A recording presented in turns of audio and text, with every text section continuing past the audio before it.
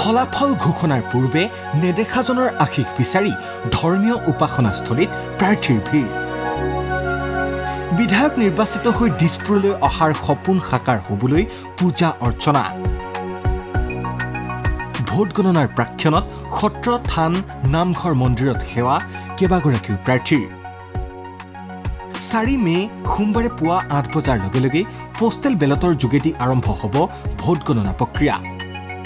কোন সমষ্টিত কোনগৰাকী প্ৰাৰ্থীয়ে শেষ হাঁহি মাৰিব তাক লৈ ভোট গণনাৰ প্ৰাক্ষণত ৰাজ্যজুৰি ব্যাপক উৎকণ্ঠা।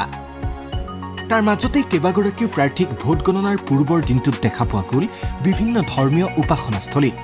লক্ষ্য প্ৰাপ্তিৰ বাবে ভক্তৰ অত্যন্ত পবিত্ৰ স্থান বুলি বিশ্বাস কৰা নীলাচলৰ মা বগলা মন্দিৰত এয়া APCCৰ সভাপতি তথা যোৰহাট বিধানসভা সমষ্টিৰ প্ৰাৰ্থী গৌৰৱ গগৈ। অৱশ্যে যোৰহাটৰ ভোটাৰ ৰাইজে বিধায়ক হিচাপে গৌৰৱ গগৈ নে হিতেন্দ্ৰনাথ গোস্বামীক নিৰ্বাচিত কৰিলে সেয়া স্পষ্ট হৈ পৰিব ভোট গণনা সম্পন্ন হোৱাৰ পাছতেই। এইবাৰ এই দৃশ্য চাওক। নাম কীৰ্তনত তালিয়াৰ ৰূপত দেখা পোৱা গ'ল মৰিয়নি সমষ্টিৰ বিজেপি প্ৰাৰ্থী ৰূপজ্যোতি কুৰ্মী। ভোট গণনাৰ পূৰ্বে হাতীজুৰি চাহ বাগিচাত আয়োজিত নাম কীৰ্তনত এইদৰে তাল বজাই ঈশ্বৰ ভক্তিত বিলীন হৈছে ৰূপজ্যোতি কুৰ্মী। উল্লেখযোগ্য যে সমষ্টিটোৰ 3বাৰৰ বিধায়ক ৰূপজ্যোতি কুৰ্মীৰ সন্মুখত এইবেলি প্ৰত্যাহ্বান হৈ থিয় দিছে ৰাইজৰ দলৰ প্ৰাৰ্থী জ্ঞানশ্ৰী বৰাই।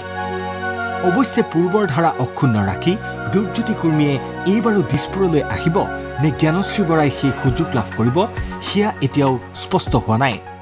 একেদৰে নাজিৰা সমষ্টিৰ কংগ্ৰেছ প্ৰাৰ্থী তথা দলৰ জ্যেষ্ঠ নেতা দেৱব্ৰত শইকীয়াই ভোট গণনাৰ পূৰ্বে সেৱা জনালে ঐতিহাসিক শ্ৰী শ্ৰী বিষ্ণু দৌলত। এয়া উত্তৰ গুৱাহাটীৰ দৃশ্য। ভোট গণনাৰ প্ৰাক মুহূৰ্তত ডক্টৰ হিমন্ত বিশ্ব শৰ্মা যাতে পুনৰ অসমৰ মুখ্যমন্ত্ৰীৰ আসনত বহে তাৰ বাবে যজ্ঞৰ আয়োজন। উত্তৰ গুৱাহাটীৰ পুৰাণ প্ৰসিদ্ধ শ্ৰী শ্ৰী দীৰ্ঘেশ্বৰী দেৱালয়ত হিমন্ত বিশ্ব শৰ্মা আৰু NDAৰ জয়ৰ বাবে এইদৰেই হোম যজ্ঞৰ আয়োজন কৰিছে স্থানীয় ৰাইজ তথা শুভাকাংক্ষীয়ে। ইফালে পাথাৰকান্দিত কৃষ্ণেন্দু পালৰ বিজয়ৰ বাবে আয়োজিত কৰা 7দিনীয়া যজ্ঞ আৰু গীতা পাঠ অনুষ্ঠানৰ সামৰণি পৰিল শ্ৰীভূমি জিলাৰ শ্ৰী শ্ৰী জগন্নাথ মন্দিৰত।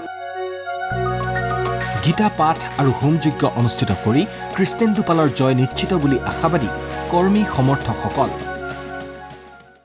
কৃষ্ণেন্দু পাল মহাশয়ক মই প্ৰণাম জনাইছোঁ আৰু তেওঁৰ হিতাৰ্থে ঈশ্বৰৰ ওচৰত আমি আমাৰ গাঁৱৰ মুখিয়ালবিলাক লৈ আমাৰ গাঁৱৰ বন্ধু বান্ধৱ লৈ সকলো মিলিকিনি আজি আমি আমাৰ হৰিবাসৰৰ আখৰা প্ৰাংগণত জগন্নাথ মহাপ্ৰভুৰ মন্দিৰত যে 7 দিন অনুষ্ঠান হৈছে, গীতা পাঠ হৈছে পুৱা আৰু গধূলা, এতিয়া আজি আমালোকে চবে মিলি যজ্ঞ অনুষ্ঠান কৰিছোঁ কৃষ্ণেন্দু পাল মহাশয়ৰ হিতাৰ্থে ঈশ্বৰৰ ওচৰত আমালোকে সকলোৱে মিলি মংগল কামনা কৰিছোঁ। ডুমডুমা সমষ্টিৰ বিজেপিৰ প্ৰাৰ্থী ৰূপেশ গোৱালাৰ সৈতে এনেদৰে ভোট গণনাৰ প্ৰাক্ষণত দেখিবলৈ পোৱা গৈছে লখিমপুৰৰ বিজেপি প্ৰাৰ্থী মানৱ ডেকাক।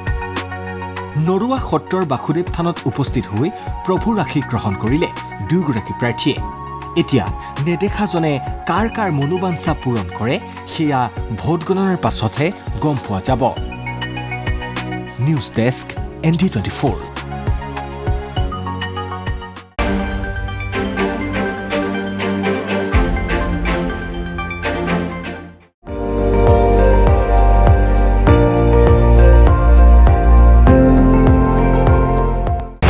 আপুনি চাই আছে ND24, সৰ্বশ্ৰেষ্ঠ নহয় সৰ্বোত্তমৰ দৌৰত।